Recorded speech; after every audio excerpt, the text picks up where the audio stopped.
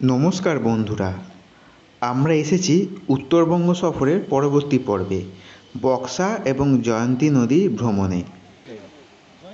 আলিপুরদুয়ার শহর থেকে এখানে আসতে গাড়িতে লাগবে 1 ঘন্টা এবং এর নিয়ারেস্ট স্টেশন হচ্ছে রাজা ভাতখাওয়া। সেখান থেকেও লোকাল গাড়ি ভাড়া পাবেন।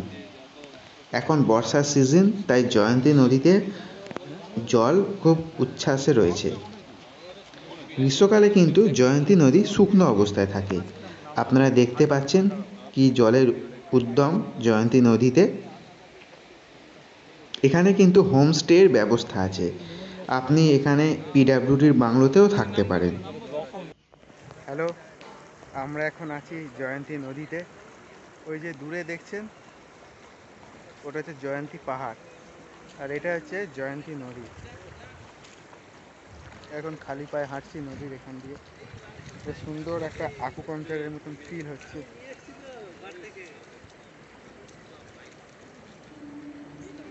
আপনারা আসতে পারেন এখানে রাজা ভাতখাওয়া স্টেশনে নেমে, এটা হচ্ছে কাছে হয়।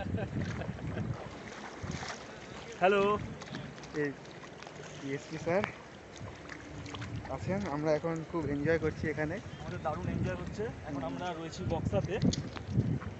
এত সুন্দর সিনিক বিউটি যে দেখতে পাবো সত্যিই ভাবতে পারিনি। যাই হোক, দেখা যাক, যাই আমরা আরও। পায়ে লাগছে পাথর, তবে খালি পায়ে হাঁটার মজাই আলাদা মজাই আলাদা। নদীর ওপর দিয়ে। এই যে জলে পাটা দিলাম, এত ভালো লাগলো কি বলবো। এতক্ষণ প্রকৃতির জুতো একটা পরেছিলাম, বুট পরেছিলাম। প্রকৃতির অনুভূতি।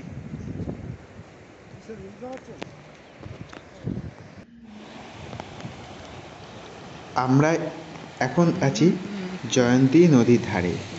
এখানে রয়েছে বক্সা ফরেস্ট। এখানে ব্যাঘ্র প্রকল্প তৈরি করার একটি ভাবনা রয়েছে।